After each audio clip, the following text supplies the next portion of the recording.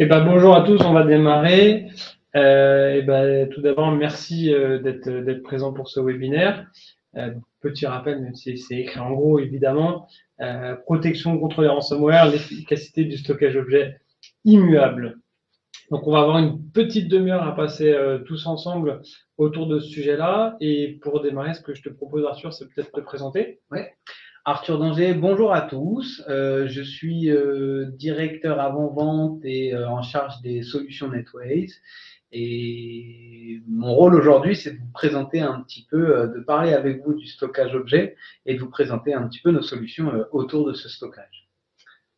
Et je me présente aussi rapidement. Donc, Jonathan Goldfarb, moi, je pilote les équipes de vente chez Netways. Alors, avant de rentrer dans le vif du sujet, une petite slide sur qui est Netways pour ceux qui nous connaissent peu ou pas. Donc, on est un expert français cloud et cybersécurité. Notre offre de services, elle s'articule autour de deux grands piliers. Le cloud avec une casquette opérateur, hébergeur, infogéreur. Donc, on est capable et on maîtrise la chaîne de bout en bout. Et on a un deuxième volet autour de la cybersécurité. On va accompagner nos clients dans toutes leurs problématiques de cybersécurité, d'une phase de test, de cartographie avec du pen testing, jusqu'à du SOC manager.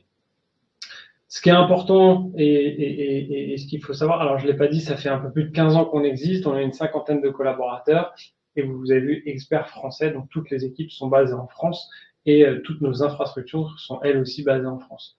Ce qu'il faut savoir dans l'ADN de Netways, c'est qu'on a évidemment une expertise technique très forte, mais la première approche qu'on a avec nos clients, c'est plutôt une approche métier. Notre premier objectif, c'est de comprendre quelles sont vos problématiques métiers, vos besoins business, et ensuite on va vous aider, vous accompagner à les traduire dans un langage IT. Donc c'est une approche assez, je ne vais pas dire innovante, mais en tout cas différente de ce qu'on peut connaître sur le marché. Et donc, c'est un de nos différenciants qui fait qu'aujourd'hui, on va créer des solutions sur mesure pour nos clients. N'hésitez pas, évidemment, à la fin, si vous avez des questions, Arthur et moi, on sera à votre disposition pour y répondre. Si en cours de route vous en avez, vous pouvez les poser dans le chat. Si on les voit, on y répond, promis. Allez, c'est parti, on rentre dans le vif du sujet. Moi, j'ai une première question pour toi, Arthur. Oui. On parle de Bucket S3, Amazon S3, stockage objet. Voilà, il y a plein de grands mots, ou plein de gros mots, je ne sais pas si on dit l'un ou l'autre. Mais en tout cas, est-ce que tu peux un peu nous éclairer sur est-ce que tout ça, c'est les mêmes mots, ça veut dire la même chose, ou c'est que des mots qui veulent dire des choses différentes? Alors, déjà, c'est des notions qui sont relativement récentes. Hein.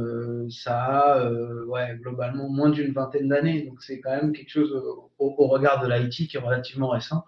En fait, AWS, en premier, a sorti en 2006 un service qui était un service simple de stockage, en français. Donc, service Simple Storage Service, c'est devenu S3. Et qui est le premier service, l'offre qui effectivement a été proposée par AWS. En fait, c'était assez simple. Le principe était de proposer un site web qui permettait de stocker des fichiers. Voilà. Donc effectivement, quand on entend S3, souvent on fait référence à AWS, puisque AWS a été le premier à proposer ce service simple de stockage. Avec le temps, ce service et cet usage, en fait, s'est démocratisé. Ce qu'il faut comprendre, en fait, c'est que c'est quelque chose d'assez simple, finalement. C'est un site web sur lequel on va stocker de la donnée qui est dite non structurée. En fait, c'est un fichier auquel on va associer de la métadata.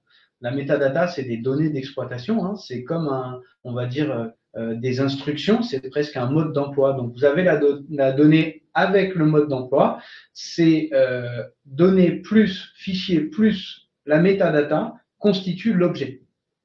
Donc, S3 est bien une solution en premier lieu développée par AWS pour utiliser du stockage objet, mais le stockage objet est une technologie à part entière. S3 est à la base une API. Avec le temps, et AWS faisant partie du monde Internet et adhérant à cette philosophie plutôt libre, AWS a rendu cette techno open source. Et donc, la toile, la communauté s'en est emparée et a développé, donc d'un côté, l'offre de stockage objet qui s'est étoffée et l'utilisation de ce stockage S3 qui est devenu en fait un protocole. Donc aujourd'hui, c'est un protocole. Un protocole, qu'est-ce que c'est? C'est ni plus ni moins qu'une méthode d'utilisation et de communication. Donc on a un protocole dit S3, donc un simple service de stockage, qui permet d'utiliser du stockage objet. Ok. Donc si je comprends bien, historiquement, il y a une petite société qui s'appelle Amazon qui a créé un service qui s'appelle S3 qui permet de gérer du stockage objet. Ce service-là, il s'est démocratisé, il a été repris notamment par d'autres grands cloud providers. Donc, si on va chez un Google, si on va chez un Microsoft, on va retrouver ces technologies-là. Exactement. Mais ces technologies-là, on sait aussi les retrouver dans des environnements différents, c'est-à-dire on-prem chez des clients. Ils peuvent monter eux-mêmes des solutions de stockage S3 et aussi sur des clouds privés, par exemple, chez nous, Netways, on est capable de monter ce type de service. En général, on dit qu'on a une solution de stockage objet qui est S3 compatible ou qui utilise le protocole S3. Et effectivement, maintenant, c'est relativement répandu, mais cet amalgame subsiste encore. Très clair. Et on a beaucoup parlé tu l'as bien expliqué, hein, au début, c'était fait pour le web, et on va voir tout au long de cette séance que finalement, aujourd'hui, on ne l'utilise plus que pour le web. Et il y a des nouveaux usages qui commencent à arriver. Ce qui a fait que cette offre, à la base, est devenue un protocole, c'est qu'elle est ultra simple, en fait. Vous accédez à des fichiers au travers de l'Internet. Donc, effectivement, la simplicité a fait qu'on a pu évoluer en termes d'usage. Donc, on a parlé du web, on a dit que ça avait évolué avec d'autres usages, et évidemment, on va tout doucement se diriger vers la sauvegarde. Le thème reste aussi autour de comment j'utilise le stockage objet pour rendre immuable de la data. Donc, est-ce que tu peux nous expliquer un petit peu plus sur justement cette transformation de cet usage et même plus globalement tout ce qu'on peut faire et tout l'intérêt à l'utilisation du stockage objet? Le stockage objet, c'est assez, c'est performant, mais c'est assez basique. Le premier, c'est on stocke des fichiers à plat. Il n'y a pas un système de fichiers. Donc, on stocke des fichiers à plat. On a un fichier d'un côté, on a de la métadata, donc des instructions, une sorte de mode d'emploi que l'on regroupe et qu'on met dans un seau, un bucket. C'est vraiment le langage du stockage objet. Donc, on a un bucket, souvent un bucket S3 compatible, dans lequel on va dropper de la donnée qui est déstructurée, des objets. Du coup, l'intérêt, c'est que c'est accessible au travers de l'Internet et avec une simple URL. Donc, en fait, sur le front en web, c'était assez simple. On en a profité pour, au final, permettre de stocker sur le front uniquement des URL, qui allaient faire appel à qui, en utilisant cette URL, pouvaient afficher des images qui n'étaient pas forcément stockées sur le front. C'est arrivé dans une logique et dans la mouvance microservices pour assurer soit la disponibilité, soit la performance, soit la distribution des sites Internet et des accès Internet. On s'est mis à faire des microservices et à distribuer de plus en plus ces architectures web. À ce moment-là, le S3 devenait hyper pertinent puisqu'on avait un front qui, au final, n'allait pas embaser beaucoup de fichiers puisque les fichiers étaient cachés derrière des URL qui étaient appelés, en fait, par le front pour afficher l'image. Ça, c'était l'usage primaire. Et évidemment, dès que l'on parle d'Internet, c'est devenu très simple puisque n'importe quel système qui est suffisamment puissant pour accéder à Internet et uploader ou downloader un fichier peut utiliser du stockage objet. On n'a pas besoin de stockage en local. C'est un des intérêts. L'autre intérêt, c'est justement le fait de décorréler en fait du système principal qui va exploiter cette data, l'afficher ou pas et l'utiliser.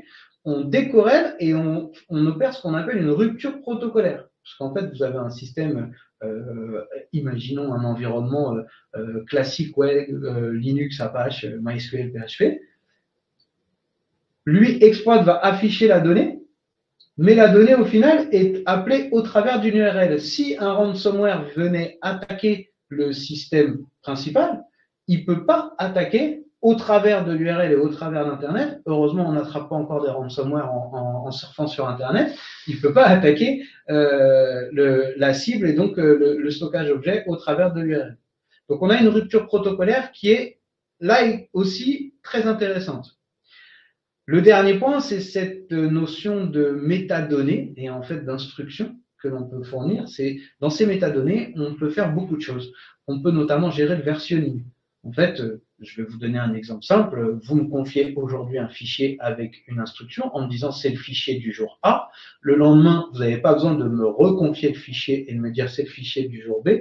Vous avez juste besoin de me renvoyer une instruction qui dit l'objet de la veille est constitué de cette nouvelle metadata, donc cette nouvelle date, mais le fichier de la veille. Et donc là, on a une vraie optimisation de l'utilisation du stockage, puisqu'en fait, on ne va pas stocker X fois le même fichier. Ça pourrait s'apparenter à des mécanismes de déduplication, comme on peut connaître sur le stockage en mode bloc, mais là, c'est différent.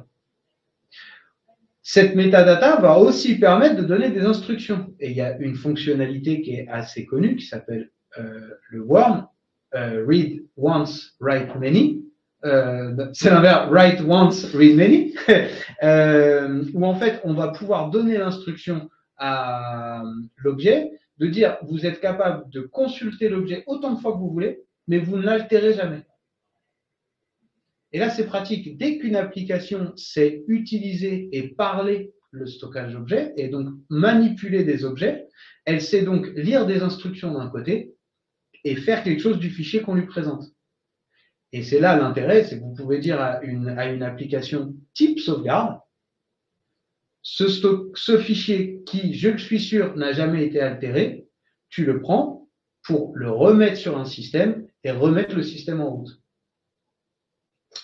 Donc, on le voit aujourd'hui, ces possibilités-là sont exploitées et sont ultra pertinentes dans le monde de la sauvegarde. C'est d'ailleurs le premier sujet sur lequel nous, on a exploité le stockage objet chez NetWays, mais ça peut s'appliquer à énormément de typologies d'usage. Historiquement, par exemple, Dropbox était stocké sur les services S3 d'AWS. Après, ils ont changé d'infrastructure et d'architecture, mais historiquement, c'était Dropbox, c'était du S3. Aujourd'hui encore, il y a des gros systèmes que vous utilisez tous les jours, j'en suis sûr, sauf pour les irréductibles. Netflix utilise S3 et du stockage objet au quotidien. Donc, on voit que c'est un usage qui est toujours bien ancré, mais ces possibilités qui sont nées du web ont donné lieu à un champ des possibles qui va être exploité chez nous aujourd'hui pour de la sauvegarde, mais on pourrait très bien l'exploiter sur tout un tas de cas d'usage qui est hyper riche. Ok, donc si je résume, on avait historiquement plutôt du stockage objet qui était utilisé pour de la production. Oui. Et on l'a vu, ça s'est complètement démocratisé avec encore une fois, des petites sociétés pas très connues comme Netflix. Et aujourd'hui, on est aussi capable d'utiliser le stockage objet pour de la sauvegarde. Et là, l'intérêt, c'est que grâce à la rupture protocolaire, on va pouvoir immobiliser un jeu de données et quelque part garantir que ma donnée n'est pas altérée en cas d'attaque. Alors, c'est même une double protection. La rupture protocolaire, en fait, quand un ransomware est développé pour contaminer un système, lui, il est fait pour aller cryptoloquer un système où les données issues d'un système, on sait qu'il ne peut pas faire le gap. Et en plus de ça, on va avoir cette possibilité de bloquer, de geler et de figer à partir des métadatas les fichiers qui sont stockés. Et donc là, on le rend inaltérable. Et effectivement, c'est toute la puissance de ce système. On est capable d'exploiter la rupture protocolaire, d'exploiter l'immuabilité. Ce qui est hyper important aussi, c'est que ça reste qu'un système de stockage. On a aussi la capacité de jouer sur l'architecture, sur l'infrastructure sous-jacente, pour aller chercher une réponse tantôt à une capacité, ou plutôt à des besoins de performance, ou plutôt à des besoins de résilience. On est capable aussi sur la partie architecture on va dire, d'aller adapter ce stockage objet et ses services à différents besoins. Très clair. Ah bah ça me fait une bonne transition pour la slide suivante, puisque bah voilà, on a parlé de quelques cas d'usage, mais ce qui va nous intéresser aussi, c'est les nouveaux cas d'usage et pourquoi ce stockage objet, il est très utile dans les nouveaux usages.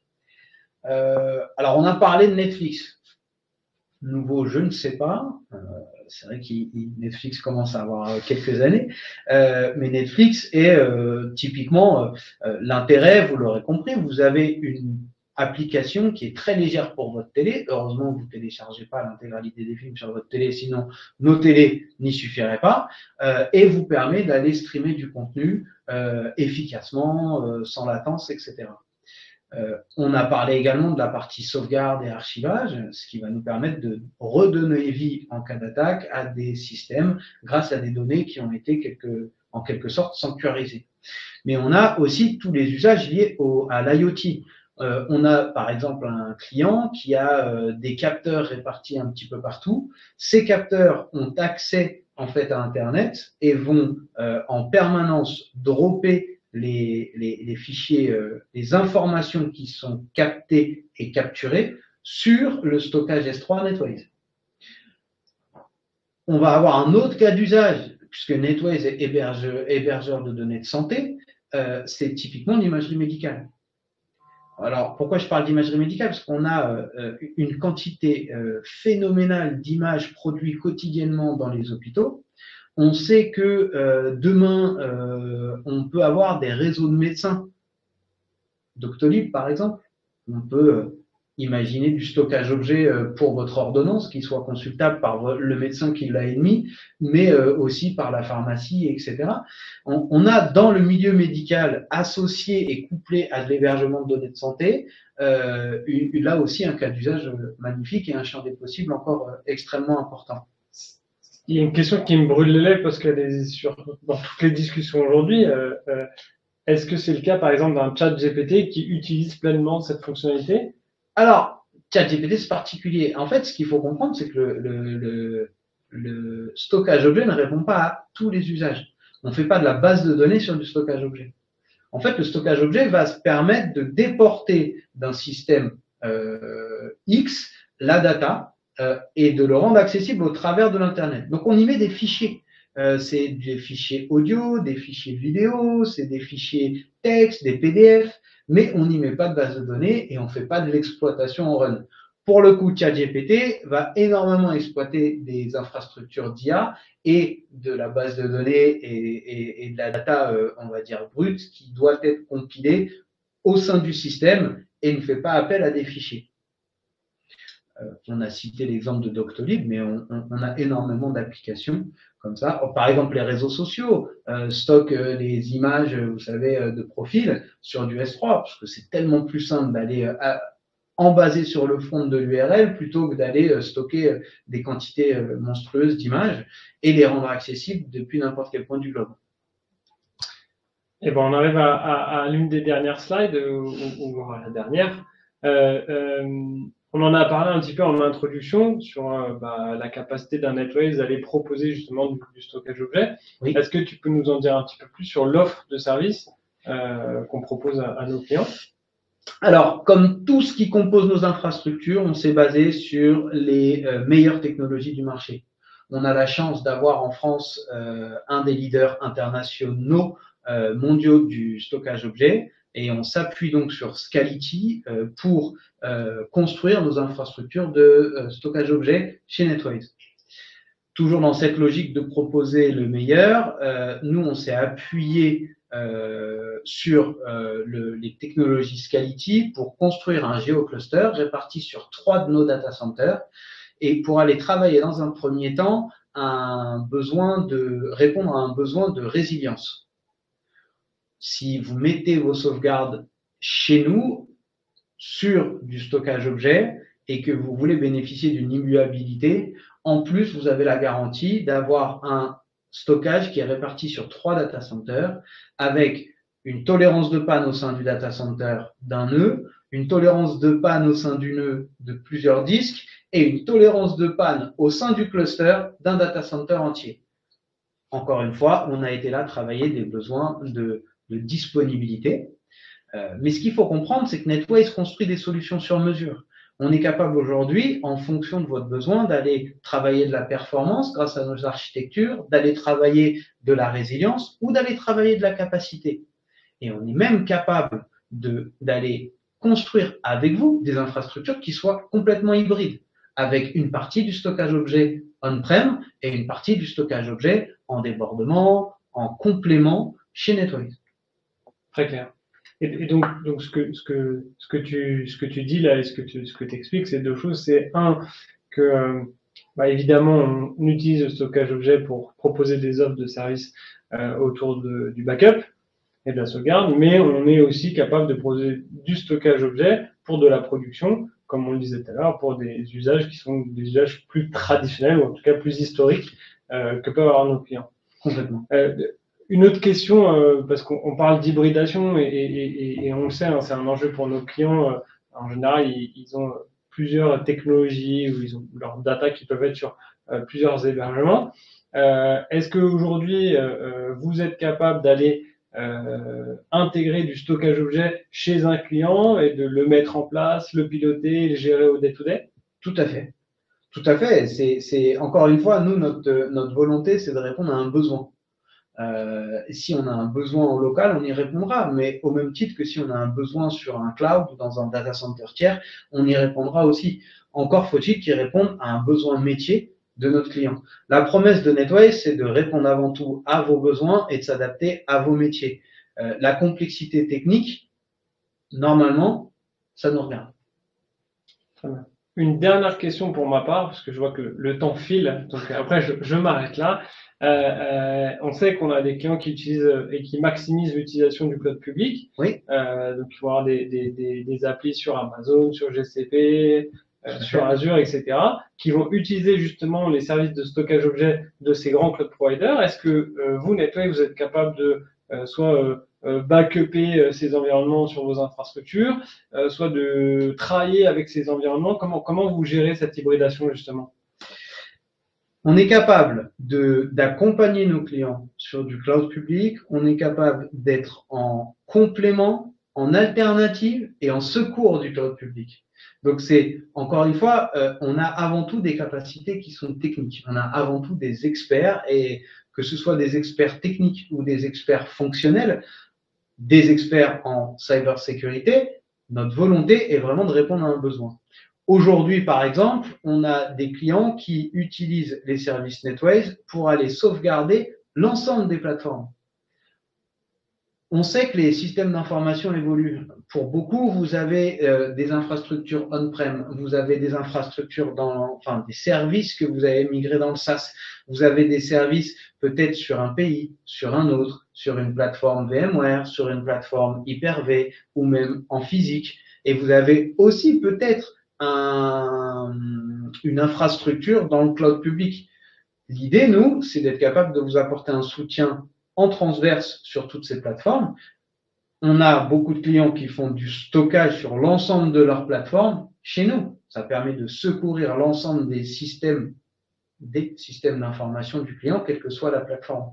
Et oui, effectivement, on doit, nous, aujourd'hui, avoir cette approche hybride, multi-cloud, appelez-la comme vous voulez, et c'est avant tout notre capacité technique qui nous permet d'avoir cette approche très transverse et, encore une fois, de livrer un service d'infrastructure cohérent et global au métier.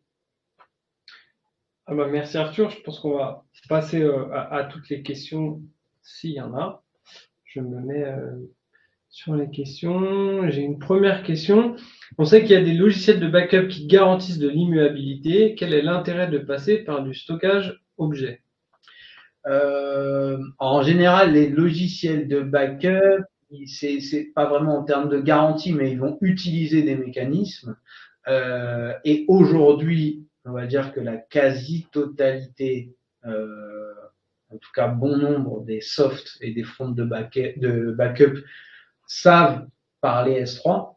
En fait, ce qu'il faut comprendre, c'est que vous avez, quoi qu'il arrive, un stockage qui est primaire, bien souvent un stockage qui est local dans la même salle que la production. De toute façon, vous aurez toujours un intérêt à aller dropper un jeu de données sur un data center extérieur et sur une infrastructure qui est complètement différente. N'oubliez pas, NetWise n'a pas que du stockage objet et on est capable, si tant est que l'on ait la donnée, de remonter quoi qu'il arrive. Ça pourra prendre du temps, ça pourra être plus compliqué dans un cas ou dans un autre, mais l'avantage d'être chez un cloud provider qui en plus a les bons experts et d'y confier un jeu de données, c'est de toute façon d'avoir cette potentialité de reprendre votre activité quoi qu'il arrive. C'est toujours intéressant et en termes de sécurité, on va toujours chercher des alternatives, des précautions supplémentaires et le stockage objet S3 en fait partie. J'ai une deuxième question qui était, est-ce que le stockage objet peut se substituer au stockage traditionnel type NAS, SAN, etc. Non, heureusement, encore des belles heures pour les constructeurs. Non, bien sûr, ça répond encore une fois à un cas d'usage, vous l'aurez compris, c'est au travers du web. L'avantage, c'est qu'on peut sécuriser, mais on ne peut pas tout faire non plus. On va avoir des problèmes de base de données. On n'a pas encore de cluster de virtu qui savent taper directement du stockage objet. Donc non, on a encore de belles années pour ça, mais c'est en fait une corde de plus à notre arc pour répondre à des besoins. Et c'est vraiment comme ça qu'il faut le prendre. Le stockage objet est une technologie de stockage à part entière. On a connu le stockage fichier, le stockage NAS, on a connu le SAN et le bloc.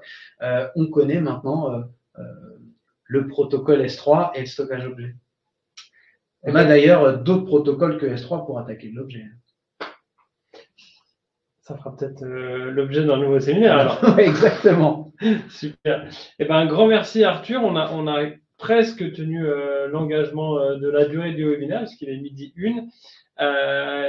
Il n'y a pas d'autres questions, donc merci à tous et un grand merci à tous pour votre participation. Et surtout, n'hésitez pas, si vous avez des questions, évidemment, Arthur et moi, mais plus globalement, toute l'équipe NetWise est à votre disposition. Et puis en plus, vous avez nos coordonnées. Très bonne journée à tous. Merci beaucoup et bon appétit. Au revoir. Au revoir.